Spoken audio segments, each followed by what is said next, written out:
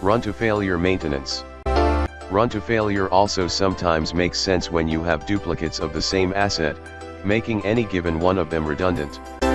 You can wait for one to break down knowing that when you're fixing it, you have all the others still running.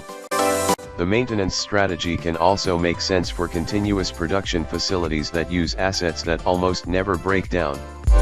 Instead of periodically shutting down the line for proactive maintenance, guaranteeing additional costs, you keep going until something breaks. Because breakdowns are so rare, your total cost of ownership is less. And they are not generally critical to your operations. It's hard to imagine a manufacturing facility having to shut down the line because of a burned out light bulb. The trick is choosing the right assets for the strategy.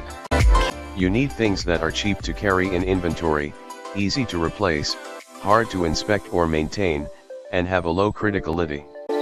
Light bulbs are the classic example. Because they don't require a special environment and aren't too big, they're relatively cheap to carry in inventory. When they burn out, screwing in a new one takes almost no time at all. Even if you wanted to swap them out just before they died, it's hard to accurately check how much longer any given filament can last.